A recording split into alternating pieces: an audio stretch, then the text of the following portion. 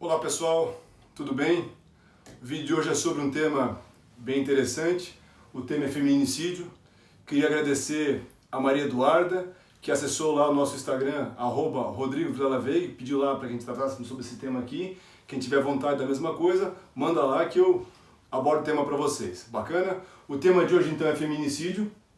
Infelizmente o Brasil é o recordista mundial nesse crime, então um crime altamente relevante para a gente, porque é um crime que infelizmente vitima muitas pessoas no nosso país, certo? Primeira coisa importante, gente, o feminicídio é um tipo de homicídio qualificado. Vejam, o artigo 121, homicídio, parágrafo 2º, qualificadora, inciso 6, feminicídio. Então, o feminicídio foi incluído no Código Penal pela Lei 13.104/2015, dentro do crime de homicídio. E a primeira informação importante para vocês é a seguinte: nem todas as vezes que uma mulher morre, nem todas as vezes que uma mulher é assassinada, tecnicamente falando, estaríamos diante de um feminicídio. E por que não? Imaginem, por exemplo, que uma mulher, dona de uma grande empresa, em face dessa pandemia do coronavírus agora, decida demitir seus funcionários. Sei lá, ela decidiu porque a empresa não tem condições e manda embora os funcionários. Um funcionário com raiva mata a empresária. A motivação da morte não teve nenhuma relação com a ideia de feminicídio. E por que não? Porque o feminicídio exige o quê? Que o crime seja contra a mulher por razões da condição do sexo feminino. Ele causou homicídio por quê? Por vingança, por ter sido demitido. Então vejam, não posso falar em feminicídio. Da mesma forma, se eu tenho, por exemplo, uma briga de trânsito, em que um motorista acaba matando uma motorista, eu também não posso falar em feminicídio. E por que não? Porque não se enquadra aqui no Código Penal, na definição de feminicídio. Então, tecnicamente, não seria um feminicídio. E o feminicídio, então, exige o quê, gente? Que seja um crime contra a mulher por razões da condição de sexo feminino. Tá? Essa é a questão importante para que eu tenha aqui feminicídio. Bom, uma questão que surge em primeiro lugar trata de quê? Da questão do sujeito passivo desse crime aqui, ou seja, quem é o sujeito passivo? Quem é a vítima do feminicídio? Resposta muito fácil: mulher. Então, o sujeito passivo do feminicídio é a mulher. Porém, há uma questão ligada aos transexuais ou transgêneros. E por quê? Porque quando essa lei 13.104/2015 tramitou lá no Senado Federal, ela começou pelo Senado, quando eu falava lá na criação da qualificadora, então, ela dizia assim, na redação original, dizia o seguinte: por razões da condição do gênero feminino. A palavra sexo foi colocada quando o projeto foi para a Câmara dos Deputados. Lá alteraram de gênero para sexo. E aí, com a ideia do transexual, aí embananou um pouquinho a questão. Por quê? Porque em vez de gênero está ali sexo agora. E aí surgiu uma questão: como fica o transexual? A doutrina então começou a debater isso com muita profundidade e surgiram naquele momento duas correntes. Uma do transexual que tenha feito a cirurgia de redesignação. O que é isso? É aquele que fez a cirurgia anatômica para adequar o seu sexo mental ao sexo físico, vamos dizer assim, e aquele sem cirurgia. E aí as correntes diziam o seguinte: olha, se for um transexual com cirurgia, eu vou ter feminicídio. Se for sem cirurgia, não teremos feminicídio. Essas correntes estavam assim, lado a lado, se degladiando, vamos dizer o seguinte. E aí, gente, veio o julgamento do Supremo Tribunal Federal, no recurso extraordinário 670.422, que não tratava desse ponto específico, mas tratava do quê?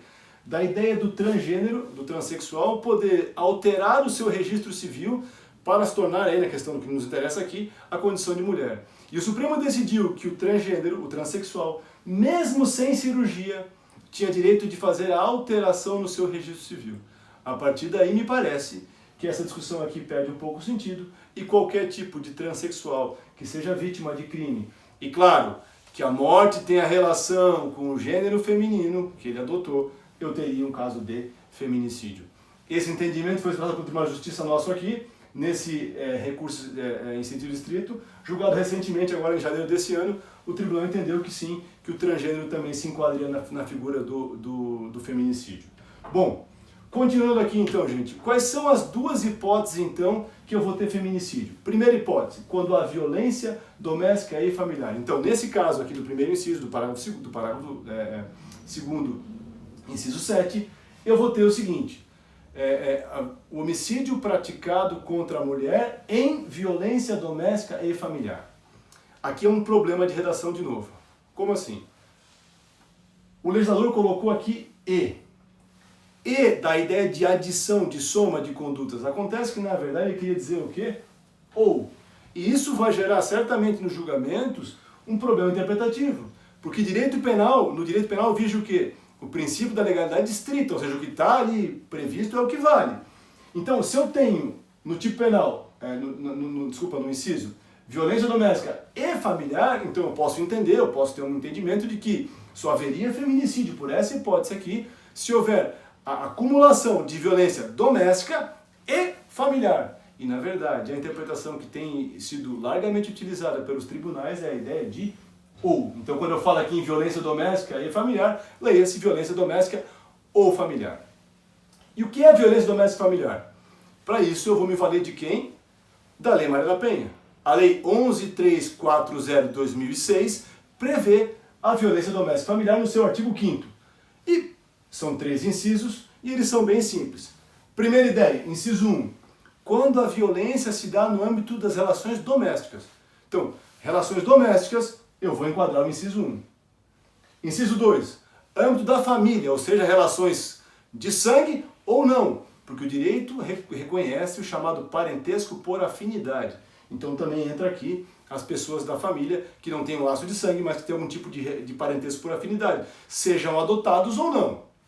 E por fim, gente, qualquer relação íntima que a vítima tenha. Então, por exemplo, um namorado, por exemplo, um amante, se enquadrariam aqui.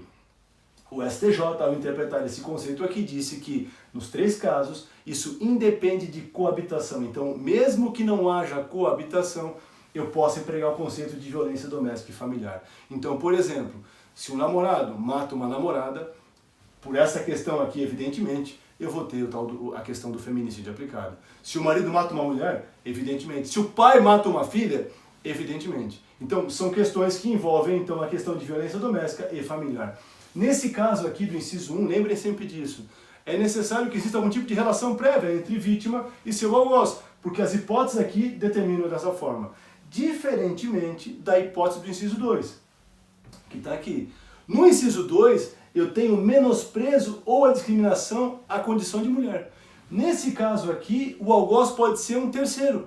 Pode ser um sujeito que nunca viu aquela mulher na frente. Mas eu só terei feminicídio se a motivação dele for o quê? Menosprezo ou discriminação à condição de mulher. Certo, gente? Então, menosprezo é desprezo, é repulsa. Discriminação é que achar que a mulher não deve ocupar espaço na sociedade.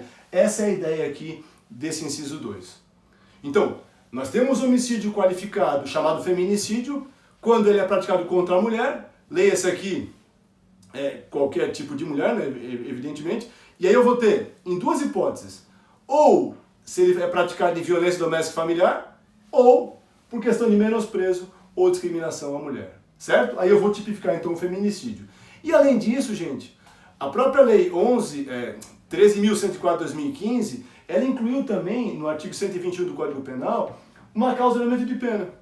Então, o feminicídio terá sua pena aumentada de 1/3 até a metade, nesses 4 hipóteses aqui que eu vou ter aqui elencadas.